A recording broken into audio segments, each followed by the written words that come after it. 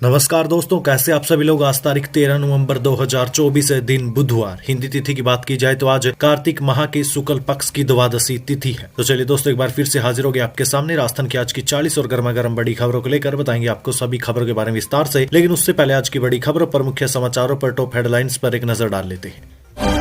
राजस्थान विधानसभा उपचुनाव आज 7 सीट 69 उम्मीदवार 1915 बूथों पर आज सुबह 7 बजे से शाम 6 बजे तक होगा मतदान। इसी के साथ ही दोस्तों, उपराष्ट्रपति जगदीप धनखड़ 16 नवंबर को उदयपुर आएंगे। कोटड़ा में पहली बार होने वाले जनजाति गौरव महोत्सव में होंगे शामिल। इसी के साथ ही दोस्तों, राजस्थान के इस जिले में 14, 15, 16 और 17 नवंबर को लगातार 4 दिन रहेगा अवकाश। सरकारी दफ्तर भी रहेंगे बंद। वहीं दोस्तों, सेफ्टी वोल्व में लीकेज, काली सिंध थर्मल की 1 नंबर यूनिट भी बंद। इसी के साथ ही राजस्थान हाईकोर्ट ने इस मामले को लेकर सीएस सुधांशु पंत को किया तलब। राजस्थान सरकार पर लगाया 1 लाख रुपए का जुर्माना। वहीं दोस्तों, सीएम से लेकर पीएम तक की सुरक्षा संभाल रहा जयपुर, अब यूपी स्टाइल में होगा ऐसा बड़ा काम। इसी के साथ ही दोस्तों, राजस्थान उपचुनाव के 2 दिन बाद घुसपैठियों को बाहर निकालेगी कांग्रेस। पूर्व मंत्री अशोक चांदना ने कर दिया ऐलान। वहीं दोस्तों, जो लॉरेंस गैंग के साथियों को ठोकेगा, क्षत्रिय करणी सेना के राष्ट्रीय अध्यक्ष ने 2 करोड़ 44 लाख रुपए का दिया ऑफर। बने रहिए दोस्तों, बताएंगे आपको प्रदेश की 40 बड़ी खबरों के बारे में विस्तार से। लेकिन उससे पहले, अगर अभी तक आपने चैनल को सब्सक्राइब नहीं किया तो सबसे पहले चैनल को सब्सक्राइब कर दे, वीडियो को लाइक कर दे और अपना कमेंट जरूर कर दीजिएगा।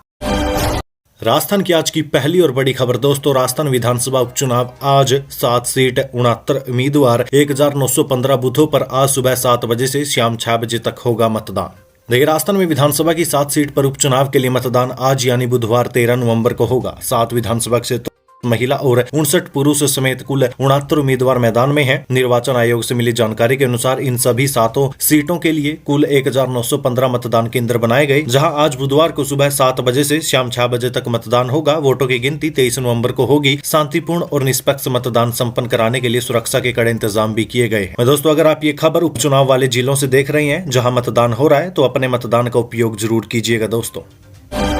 टीकाराम जूली बोले, बीजेपी नेता हार के बाद क्या मूंछ मुंडवा लेंगे। नेता प्रतिपक्ष ने कहा, कांग्रेस अच्छे मार्जिन से जीतेगी, भाजपा में सब दिखावा करते हैं। देखिए, नागौर के खींवसर के बाद चुनाव में हार जीत पर मुंछ मुंडवाने की बात अलवर में भी आ पहुंची है। बीजेपी के नेताओं की ओर से रामगढ़ में 50,000 से अधिक वोट से जीतने के दावे पर नेता प्रतिपक्ष टीकाराम जूली ने कहा कि बड़ी जीत का दावा करने वाले नेता हार के बाद क्या अपनी मूंछें मुंडवा लेंगे। वहीं दोस्तों, आज वोटिंग से एक दिन पहले यानी बीते दिन अलवर में नेता प्रतिपक्ष टीकाराम जूली ने मीडिया से बातचीत के दौरान टीकाराम जूली ने ये बातें कही।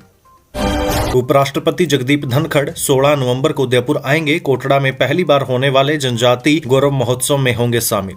देखिए, उपराष्ट्रपति जगदीप धनखड़ 16 नवंबर को उदयपुर आ रहे हैं। उनके कार्यक्रम को लेकर प्रशासन अलर्ट मोड पर है और सभी तैयारियों को अंतिम रूप दिया जा रहा है। उपराष्ट्रपति धनखड़ भगवान बिरसा मुंडा की 150वीं जयंती वर्ष के उपलक्ष्य में 16 नवंबर को कोटड़ा में प्रस्तावित जनजाति गौरव महोत्सव कार्यक्रम में बतौर मुख्य अतिथि शामिल होंगे। ये कार्यक्रम जनजातीय क्षेत्रीय विकास विभाग, जिला प्रशासन उदयपुर और वनवासी कल्याण परिषद के संयोजन में होने जा रहा है। कार्यक्रम की तैयारियों की समीक्षा के लिए संभागीय आयुक्त कार्यालय में संभागीय आयुक्त और टीएडी आयुक्त प्रज्ञा केवल रमानी की अध्यक्षता में एक बैठक भी आयोजित हुई थी।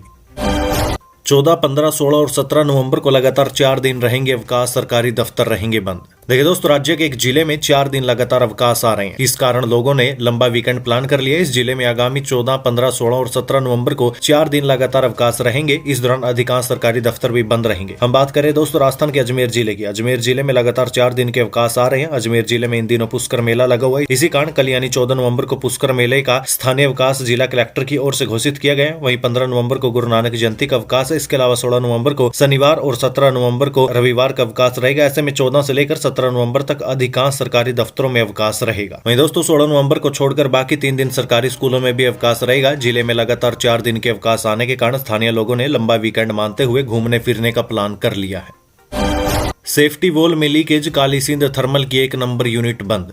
देखिए, काली सिंध थर्मल की 1 नंबर यूनिट के 25 दिन के शटडाउन के बाद 48 घंटे में फिर से बंद हो गई है। काली सिंध थर्मल की 1 नंबर यूनिट को शुक्रवार को चालू किया गया था। इधर रविवार दोपहर को सेफ्टी वाल में लीकेज होने से वो बंद हो गई। ऐसे में काली सिंध थर्मल से होने वाला विद्युत उत्पादन आधा ही रह गया, जबकि इन दिनों रबी सीजन से किसानों को पूरे समय सिंचाई के लिए पर्याप्त बिजली की भी जरूरत पड़ रही है। काली सिंध थर्मल की दोनों यूनिट आए दिन बंद चालू होने से मरम्मत पर करोड़ों रुपए का नुकसान भी हो रहा है। काली सिंध थर्मल की 2 नंबर यूनिट में भी बॉयल्टर ट्यूब लीकेज तेज होने से बंद हो गई थी, जिसे शनिवार को 4 बजे चालू किया गया था। इधर रविवार को 1 नंबर यूनिट फिर से बंद हो गई। बार बार चालू बंद होने से मैन पावर सहित कई संसाधनों का प्रयोग किया जाता है। काली सिंध थर्मल के 1 नंबर यूनिट के बंद होने से 1,44,00,000 यूनिट प्रतिदिन का नुकसान होगा। ऐसे में विद्युत उत्पादन आधा ही रह गया। जबकि दोनों यूनिट बराबर चलती है तो काली सिंध थर्मल से 2,88,00,000 यूनिट प्रतिदिन विद्युत उत्पादन होता है।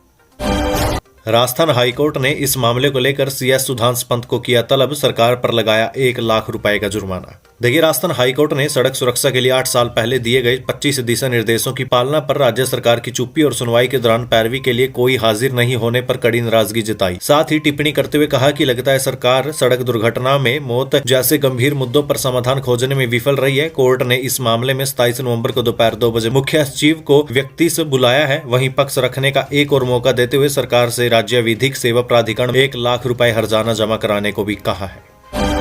फर्जीवाड़े को लेकर राजस्थान कर्मचारी चयन बोर्ड एक्शन में, SOG को सौंपी इन अभ्यर्थियों की सूची। अध्यक्ष आलोक राज ने कही ये बात। पैसे दो, मनचाही डिग्री लो और इसके बाद प्रतियोगी परीक्षा में शामिल होने के खेल पर कर्मचारी चयन बोर्ड ने सख्त रुख अपना लिया है। राजस्थान पत्रिका के खुलासे के बाद कर्मचारी चयन बोर्ड अध्यक्ष आलोक राज ने सोशल मीडिया एक्स पर पत्रिका का समाचार शेयर किया था। कर्मचारी चयन बोर्ड अध्यक्ष ने पत्रिका के समाचार को शेयर करते हुए लिखा कि राजस्थान में फर्जी डिग्रियों का जमाना खत्म है। युवाओं से चयन बोर्ड अध्यक्ष ने अपील भी की है कि लालच में आकर फंस मत जाना, औरों को भी बताना। आपको बता दें दोस्तों, राजस्थान पत्रिका के 9 नवंबर के अंक में 1 महीने में 3 साल की मनचाही डिग्री, न कॉलेज जाना न परीक्षा देना शीर्षक से समाचार प्रकाशित किया गया था। एक्सपर्ट का कहना है कि प्रदेश में कई भर्तियों में जाली अंक तालिकाओं का खेल सामने आ चुका है। जब तक फर्जी अंक तालिका जारी करने वालों के खिलाफ एक्शन नहीं होगा, तब तक फर्जीवाड़ा पूरी तरह से खत्म नहीं हो सकता। CM से PM तक की सुरक्षा संभाल रहा जयपुर अब UP स्टाइल में होगा, ऐसा बड़ा काम। देखिए, राजस्थान में उत्तर प्रदेश और तमिलनाडु की तर्ज पर डिफेंस कॉरिडोर स्थापित करने की तैयारी की जा रही है। उद्योग मंत्री कर्नल राज्यवर्धन सिंह राठौड़ ने जयपुर मिलिट्री स्टेशन में आयोजित ज्ञान शक्ति थिंक टैंक सेमिनार में इस दिशा में केंद्र सरकार से आग्रह किए जाने की भी बात कही। उन्होंने बताया कि ये कॉरिडोर भारतीय सेना की युद्ध तैयारी को मजबूती प्रदान करेगा और सैन्य विनिर्माण के क्षेत्र में न केवल राजस्थान बल्कि पूरे उत्तरी क्षेत्र को लाभ पहुंचाएगा। राजस्थान में इस योजना की संभावनाओं को रेखांकित करते हुए उन्होंने कहा कि राज्य में युवा और भूमि दोनों है। युवाओं को कौशल विकास के लिए 120 ITI को एक बड़ी कंपनी से प्रशिक्षण दिलाने की योजना बनाई जा रही है। दोस्तों, जयपुर स्थित निजी विनिर्माण इकाई जीत एंड जीत ने सुरक्षा के क्षेत्र में एक मिसाल पेश की है, जिसका मुकाबला विदेशी कंपनियां भी नहीं कर पा रही। ये इकाई देश दुनिया के लिए सस्ती बुलेट प्रूफ गाड़ियां बना रही है। ये गाड़ियां सेना से लेकर प्रधानमंत्री और मुख्यमंत्री की सुरक्षा में भी प्रयोग की जा रही। SI भर्ती रद्द करने की मांग, किरोड़ीलाल मीणा के समझाने पर 48 घंटे बाद पानी की टंकी से नीचे उतरे युवक। देखिए, SI भर्ती परीक्षा रद्द करने की मांग लेकर रविवार दोपहर जयपुर के हिम्मतनगर इलाके में बनी पानी की टंकी पर चढ़े 2 युवक करीब 48 घंटे बाद नीचे उतर आए। किरोड़ीलाल मीणा खुद सीढ़ी की मदद से पानी की टंकी चढ़े और युवाओं को समझाया। इसके बाद वे नीचे उतरने के लिए मान गए। तुरंत ही एक क्रेन की मदद से भाजपा नेता समेत दोनों युवाओं को नीचे उतार लिया गया। पानी की टंकी से नीचे उतरने के बाद किरोड़ीलाल मीणा ने मीडिया से बातचीत करते हुए कहा कि इन दोनों युवकों की सभी मांगों को लेकर मैं 14 नवंबर को CM भजलाल शर्मा से मुलाकात करूंगा और उनसे बात करूंगा। SI भर्ती परीक्षा की हर पहलू से जांच की जाएगी। हमने 50 से ज्यादा ट्रेनी SI को गिरफ्तार किया। उपचुनाव के बाद इस मामले में कोई फैसला लिया जाएगा। दौसा में सचिन पायलट और किरोड़ीलाल मीणा की प्रतिष्ठा दांव पर आज 2,46,000 मतदाता करेंगे भाग्य का फैसला। दोस्तों, राजस्थान की 7 विधानसभा सीटों पर आज यानी 13 नवंबर को मतदान हो रहा है। इन 7 सीटों में दौसा विधानसभा सीट भी शामिल है। दौसा सीट पर कुल 240 बूथों पर 2,46,000 मतदाता वोट डालेंगे। कांग्रेस पार्टी से DC बैरवा और बीजेपी से जगमोहन मीणा मैदान में है। निर्दलीय प्रत्याशी देवी सिंह, विपर गोयल, मक्खन लाल मीणा, पीपल्स पार्टी से रितु शर्मा सहित 11 उम्मीदवार मैदान में है। दौसा सीट पर कांग्रेस और बीजेपी के बीच कड़ा मुकाबला माना जा रहा है। वहीं दोस्तों, आपको बता दें, दीनदयाल बैरवा ने दौसा सीट पर कांग्रेस का टिकट मिलने से ठीक एक दिन पहले ही कह दिया था कि यह टिकट है सचिन पायलट का है। इससे ये संकेत मिलता है कि सीट पर उम्मीदवार के चुनाव में सचिन पायलट की भूमिका रही होगी। दोस्तों, इसी सीट पर किरोड़ीलाल मीणा के भाई यानी जगमोहन मीणा भी चुनाव लड़ रहे हैं। ऐसे में दोस्तों, यहाँ पर किरोड़ीलाल मीणा और सचिन पायलट दोनों की ही साख दांव पर लगी है। राजस्थान उपचुनाव के 2 दिन बाद घुसपैठियों को बाहर निकालेगी कांग्रेस, पूर्व मंत्री अशोक चांदना ने कर दिया ऐलान। देखिए, राजस्थान की पूर्ववर्ती अशोक गहलोत सरकार में मंत्री रहे अशोक चांदना का एक वीडियो इस वक्त सोशल मीडिया पर वायरल हो रहा है, जिसमें वे कांग्रेस पार्टी में अंदरूनी घुसपैठ करने वालों पर बड़ी कार्रवाई के संकेत दे रहे हैं। ये वीडियो 10 नवंबर का है, जब में प्रचार करने के लिए गए थे। इस दौरान चांदना ने मंच से कहा था कि उपचुनाव के 2 दिन बाद गड़बड़ करने वाले नेताओं को बाहर का रास्ता दिखाया जाएगा। चांदना ने कहा कि रघुवीर सिंह मीणा ने बड़ा दिल दिखाया और कांग्रेस के लिए समर्पित हुए हैं। मैं पीसीसी चीफ गोविंद सिंह डोटासरा से कहना चाहता हूं कि आप ऑब्जर्वर भेजें। अगर कोई गड़बड़ करता है, कोई पार्टी को हराने का काम करते और कांग्रेस के अंदर बैठा है, तो उसे पार्टी से निकालने का काम करेंगे। ये जनता को विश्वास दिलाकर जाएं। इन लोगों की मेहनत बार बार खराब होती है। ये देश में कहा जाता है कि कांग्रेस को कांग्रेस हरा सकती है, बीजेपी नहीं हरा सकती, लेकिन यहाँ पहली बार देखने को मिल रहा है कि हर वर्ग, हर जाति, हर कार्यकर्ता इस चुनाव को जीतना चाहता है। 13 नवंबर को जनता इस बार चमत्कार करेगी। उपचुनाव से एक दिन पहले हनुमान बेनीवाल ने उठाया बड़ा कदम, आरएलपी की एक प्रधान को किया सस्पेंड। देखिए दोस्तों, राज्य में आज यानी 13 नवंबर को 7 विधानसभा सीटों पर उपचुनाव हो रहा है, लेकिन इससे ठीक एक दिन पहले यानी बीते दिन आरएलपी सुप्रीमो हनुमान बेनीवाल ने एक बड़ा कदम उठाया। उनकी पार्टी ने मुंडवा पंचायत समिति से राष्ट्रीय लोकतांत्रिक पार्टी से निर्वाचित प्रधान गीता डांगा को सस्पेंड कर दिया। बता दें, प्रधान गीता डांगा खींवसर सीट से बीजेपी प्रत्याशी रेवंत राम डांगा की पत्नी है। दोस्तों, आरएलपी पार्टी के अधिकारी एक्स हैंडल से लिखा गया कि नागौर जिले की मुंडवा पंचायत समिति से राष्ट्रीय लोकतांत्रिक पार्टी से निर्वाचित प्रधान गीता डांगा द्वारा खींवसर विधानसभा से आरएलपी के अधिकृत प्रत्याशी के विरुद्ध प्रचार करने और विधानसभा चुनाव 2023 और लोकसभा चुनाव 2024 में भी पार्टी के विरुद्ध प्रचार करने से जुड़े मामले में मांगे गए स्पष्टीकरण पर आज दिनांक तक कोई जवाब प्राप्त नहीं हुआ। इसलिए पार्टी के अनुशासन समिति की सिफारिश पर गीता डांगा प्रधान पंचायत समिति मुंडवा को तत्काल प्रभाव से पार्टी की प्राथमिक सदस्यता से निलंबित करते हुए 6 वर्ष के लिए पार्टी से निष्कासित किया जाता है। राजस्थान सरकार का सख्त आदेश, आगामी 6 महीने तक इन सेवाओं में हड़ताल पर पूर्ण प्रतिबंध। देखिए, राज्य सरकार ने एक आदेश जारी कर प्रदेश के पशुपालकों को उनके द्वार पर आपातकालीन पशु चिकित्सा सेवाएं उपलब्ध करवाने वाली 1962 मोबाइल वेटरनरी यूनिट सेवाओं और BFIL द्वारा संचालित कॉल सेंटर के समस्त कार्यालय कर्मचारियों और उसके कार्यकलापों से संबंधित सेवाओं को 8 नवंबर 2024 से आगामी 6 महीने तक अत्यावश्यक सेवा घोषित किया है। गृह ग्रुप 9 विभाग की संयुक्त शासन सचिव पूजा पार्थ ने बताया कि इन सेवाओं में हड़ताल होने के कारण पशुपालकों को भारी कठिनाइयों का सामना करना पड़ सकता है। इसलिए राजस्थान अत्यावश्यक सेवाएं अनुसरण अधिनियम 1970 के तहत आगामी 6 महीने तक इन सेवाओं में हड़ताल किए जाने को प्रतिषेध किया गया है। राजस्थान की ये 3 ग्राम पंचायत बनी नगर पालिका, मौजूदा सरपंच बने अध्यक्ष। देखिए, बाड़मेर जिले की चौहटन, गुढ़ा मालानी और धोरी मन्ना 3 बड़ी ग्राम पंचायतों को नगर पालिका घोषित किया गया। ग्राम पंचायत की सीमा को नगर पालिका की सीमा मानते हुए मौजूदा सरपंच को अध्यक्ष का दायित्व है और वार्ड पंच अब पार्षद बन गए हैं। 11 महीने में नगर पालिकाओं का संचालन कैसे होगा और किस तरह से होगा, अब ये कार्य करेगी, इसको लेकर खाका तैयार हो रहा है। जो लॉरेंस के साथियों को ठोकेगा, क्षत्रिय करणी सेना के राष्ट्रीय अध्यक्ष ने 2 करोड़ 44 लाख का दिया ऑफर। देखिए, राजस्थान में 5 दिसंबर के दिन जयपुर के श्याम नगर इलाके में से राष्ट्रीय राजपूत करणी सेना के राष्ट्रीय अध्यक्ष सुखदेव सिंह गोगामैडी के बदमाशों ने गोली मारकर हत्या कर दी थी, जिसकी जिम्मेदारी लॉरेंस बिश्नोई गैंग ने ली थी, जिसे लेकर अब क्षत्रिय करणी सेना के राष्ट्रीय अध्यक्ष राज सिंह शेखावत ने लॉरेंस बिश्नोई गैंग से जुड़े 5 लोगों की हत्या करने पर कुल 2 करोड़ 44 लाख रुपए का इनाम रखा है। राज सिंह शेखावत का कहना है कि लॉरेंस बिश्नोई गैंग से जुड़े आतंकी गतिविधियों को अंजाम देने वाले अनमोल बिश्नोई, गोल्डी बराड़, रोहित गोदारा, संपत नेहरा और वीरेंद्र चारण को जो व्यक्ति ठोकेगा उसे पुरस्कार दिया जाएगा। हम क्षत्रिय धर्म का निर्वहन करें और आतंकवाद और भय मुक्त भारतवर्ष हो, ये सुनिश्चित करें। उन्होंने बदमाशों पर अलग अलग इनाम भी रखा है।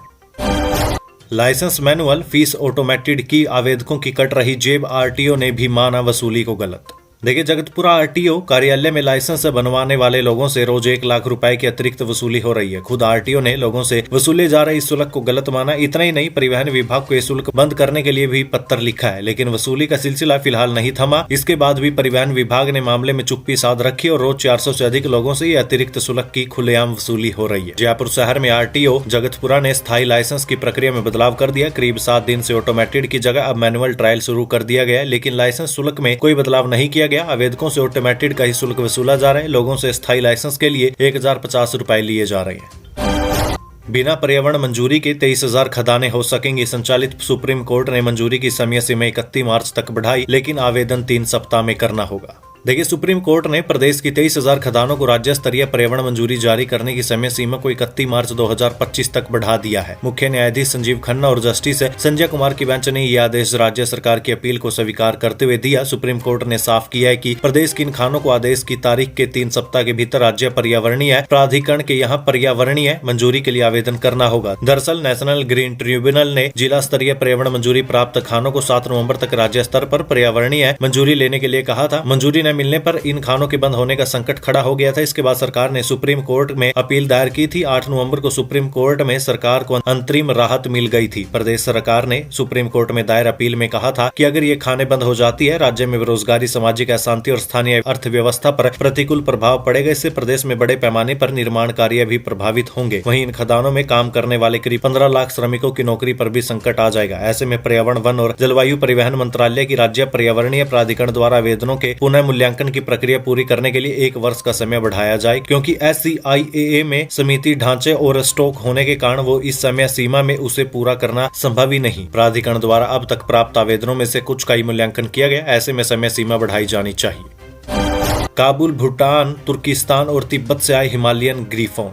देखिए, लंबे इंतजार के बाद सरहद से सटे जैसलमेर जिले में गिद्धों की आवक शुरू हो चुकी है। जिले में कई जगहों पर गिद्धों ने अपना पड़ाव डाल दिया है, जो लगातार 4 महीने तक यहां प्रवास करेंगे और गर्मी के मौसम की शुरुआत के साथ पुनः रवाना होंगे। पोखरण क्षेत्र के धोली और भादरिया गांव की ओरण के साथ जैसलमेर के राष्ट्रीय अमरू उद्यान और फतेहगढ़ के देगराय ओरण में गिद्ध नजर आए। आपको बता दें कि दुर्लभ प्रजाति के गिद्ध सर्द ऋतु में हिमालय से जैसलमेर पहुंचते हैं। गिद्ध अक्टूबर महीने के अंतिम सप्ताह और नवम्बर महीने के पहले सप्ताह तक यहाँ पहुंचते हैं और फरवरी महीने तक यहीं रहते हैं। इस बार भी हिमालय ने ग्रीफोन के साथ अन्य प्रजातियों के गिद्धों ने जिले में डेरा डाला है। झुंड के रूप में अलग अलग प्रजाति के 200 से अधिक गिद्ध यहाँ पहुंचे हैं। इनमें से कुछ संकटग्रस्त प्रजाति के भी गिद्ध हैं, जो पर्यावरण को शुद्ध रखने में काफी मददगार होते हैं। मृत जानवरों का सेवन कर प्रदूषण फैलने से रोकते हैं और पर्यावरण शुद्ध रहता है। जयपुर की एथलीट मानिनी ने नया विश्व रिकॉर्ड बनाया। FISU world university championship shooting में टीम इंडिया को दिलाया गोल्ड मेडल। देखिए, नई दिल्ली आयोजित FISU world university championship shooting में बीते दिन एथलीट मानिनी कौशिक ने टीम इंडिया को स्वर्ण पदक दिलाया, जो जयपुर की रहने वाली है। इससे पहले सोमवार को मानिनी ने टीम इंडिया को 50 मीटर राइफल 3 पोजीशन स्पर्धा में रजत पदक दिलाया था।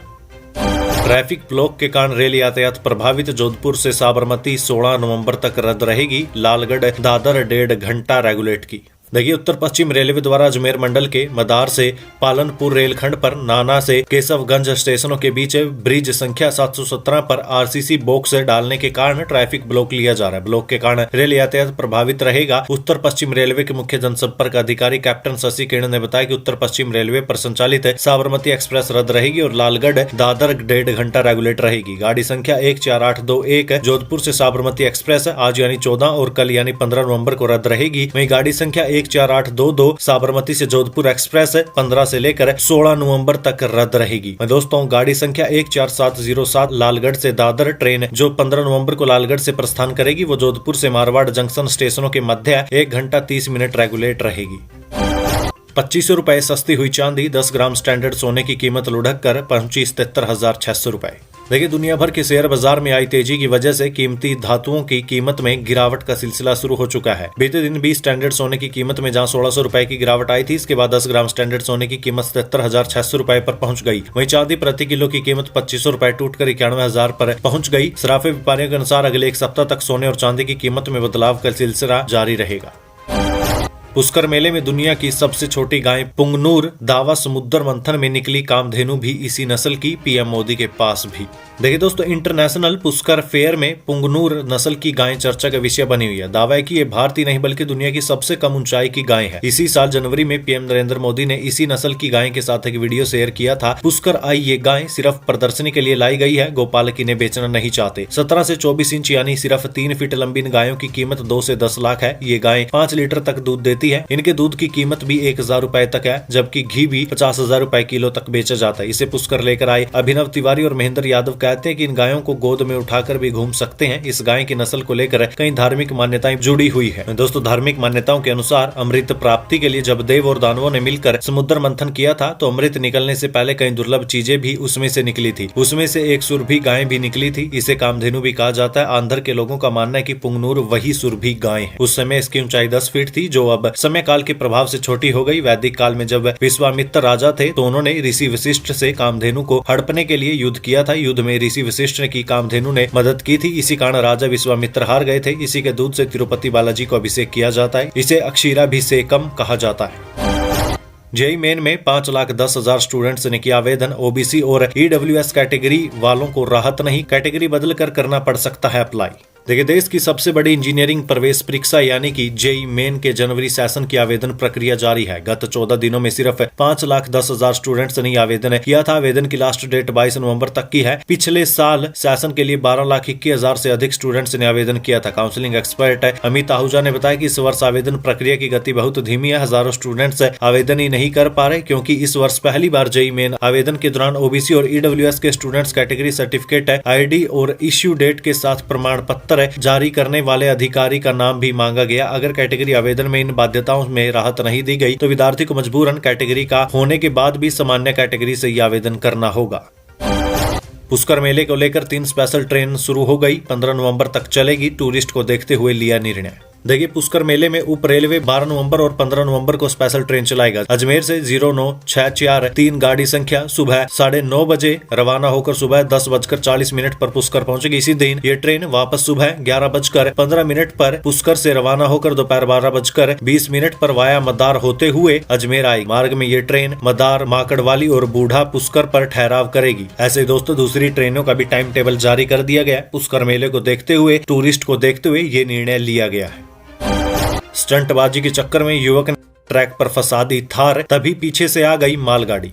देखिए दोस्तों, सोशल मीडिया पर फेमस होने के लिए आजकल के युवा एक से बढ़कर एक हरकत करते हैं। कहीं रील बनाने के चक्कर में कोई अपनी जान गंवा रहा है तो कहीं पर लोग रील बनाने में दूसरों को ही परेशानी में डाल रहे हैं। ऐसा ही राजस्थान के जयपुर में रील के चक्कर में एक बड़ा हादसा होते होते टल गया। जयपुर में स्टंटबाजी और रील बनाने के लिए एक युवक रेलवे ट्रैक पर थार गाड़ी लेकर चला गया। इसके बाद गाड़ी ट्रैक पर ही फंस गई। फिलहाल पुलिस ने कार्रवाई करते हुए युवक को गिरफ्तार कर लिया। जानकारी के मुताबिक घटना जयपुर के हरमाड़ा थाना इलाके की है, जहाँ नशे में धुत युवक रील शूट करने के लिए किराए पर एसयूवी को लेकर रेलवे ट्रैक पर चला गया। इसी दौरान पीछे से मालगाड़ी आ गई। ट्रेन को आता देख उसने अपनी थार हटाने की कोशिश की, लेकिन ट्रैक पर ही उसकी थार फंस गई। लोको पायलट ने समय रहते ट्रेन को रोक दिए, इसलिए इस घटना में कोई जान माल का नुकसान तो नहीं हुआ। इसका वीडियो भी अब सोशल मीडिया पर वायरल हो रहा है। दोस्तों, वीडियो में युवक थार गाड़ी हटाने की कोशिश कर रहा है और उसके पास कुछ लोग और पुलिस अधिकारी खड़े हैं। कुछ लोगों ने उसकी गाड़ी को बाहर निकालने में मदद की, जिसके बाद उसने गाड़ी को जल्दी से 20 से 30 मीटर पीछे करके सड़क पर ला दिया और भाग गया। भागने की कोशिश में उसने कथित तौर पर 3 लोगों को टक्कर भी मार दी। इसके बाद पुलिस ने गाड़ी का पीछा किया और उसको गिरफ्तार कर थार एसयूवी को भी जब्त कर लिया। इसलिए दोस्तों, मैं आप लोगों से भी कहना चाहता हूं, जितने भी मेरे युवा भाई इस वीडियो को देख रहे हैं, रील बनाने के चक्कर में कभी भी ऐसे काम न करें जिससे आपकी जान खतरे में पड़े या किसी और की जान खतरे में पड़ जाए। अगर आप ऐसा करते हैं तो इसका नतीजा भी बहुत बुरा होता है, जैसा इस युवक के साथ हुआ है। कोटा में छात्राओं की सुरक्षा होगी मजबूत। एक बटन दबाते ही पास पहुंच जाएगी पुलिस। देखिए, कोटा में पढ़ाई के लिए आने वाले छात्रों की सुरक्षा को लेकर पुलिस और प्रशासन काफी सतर्क नजर आ रहा है। इस संबंध में वे लगातार नए प्रयोग कर रहे हैं ताकि देश के विभिन्न कोटा में रह रहे छात्रों को तत्काल सुरक्षा सहायता मिल सके। छात्रों की सुरक्षा के लिए पुलिस ने कुछ महीने पहले मोबाइल ऐप लॉन्च करने की घोषणा की थी। इसके बाद करीब 4 महीने की मेहनत के बाद कोटा सेफ्टी ऑफ स्टूडेंट्स यानी कि SOS ऐप लॉन्च किया गया। Kota city SP doctor Amrita Duhan ने पुलिस अधिकारियों और प्रशिक्षित पुलिस अधिकारियों के साथ मिलकर बच्चों को इस सुरक्षा ऐप के बारे में जानकारी दी। अब तक कोटा में पढ़ने वाले हजारों छात्र इस सुरक्षा ऐप को डाउनलोड कर चुके हैं। साथ ही पुलिस ने यह भी बताया कि इस ऐप में छात्रों का डेटा सुरक्षित रहेगा। साथ ही SP डॉक्टर दुहन ने यह जानकारी दी है कि ऐप किसी प्रकार से काम करते हैं। उन्होंने बताया कि तकनीकी विशेषज्ञ जयवर्धन और खुशवर्धन भारद्वाज की मदद से इस ऐप को तैयार किया गया है। किसी भी समस्या या परेशानी होने पर जब कोचिंग छात्र इस ऐप में पैनिक बटन का उपयोग करेंगे तो तुरंत कंट्रोल रूम को सूचना मिल जाएगी। ऐप पर स्टॉप बटन का उपयोग करते ही ऐप पर दी गई सभी जानकारी डिलीट हो जाएगी। उसके बाद उसकी लाइव लोकेशन के आधार पर नजदीकी पुलिस टीम तुरंत वहां पहुंच जाएगी। कबाड़ के भाव ट्रक, बाइक, कारें चाहिए तो नोट कर ले दोस्तों, ये तारीख इन शहरों में बहुत बड़े स्तर पर हो रही है नीलामी। देखिए दोस्तों, राजस्थान सरकार के 2 सबसे बड़े विभाग हैं जो बड़े स्तर पर गाड़ियों की नीलामी करते हैं। इनमें पहले नंबर पर आता है आबकारी विभाग और दूसरे नंबर पर आता है पुलिस विभाग। आबकारी वालों के पास पुलिस से ज्यादा वाहन होते हैं जो नीलामी योग्य होते हैं। हर साल हजारों की संख्या में वाहन पकड़े जाते हैं और उन्हें नियमों के अनुसार नीलाम किया जाता है। इस नीलामी में बेहद सस्ते दामों पर वाहन मिल जाते हैं। आबकारी विभाग इसी महीने राजस्थान के कई शहरों में वाहन नीलाम कर रहा है। आपकी जानकारी के लिए बता दें दोस्तों, आबकारी विभाग का नीलामी सेक्शन इसी महीने 4 शहरों में वाहन नीलाम कर रहा है। इन शहरों में चूरू, बीकानेर, हनुमानगढ़ और बहरोड शहर शामिल है। हनुमानगढ़ में 11 नवंबर को नीलामी की प्रक्रिया हो चुकी है। उसके बाद आज यानी 13 नवंबर को बीकानेर में और 20 नवंबर को चूरू में नीलामी होगी। इस नीलामी के दौरान बाइक से लेकर बड़े चौपहिया वाहन तक सस्ते दामों में नीलाम किए जाते हैं। नियम अनुसार दोस्तों, जो सबसे ज्यादा बोली लगाता है वही वाहनों का मालिक बनता है।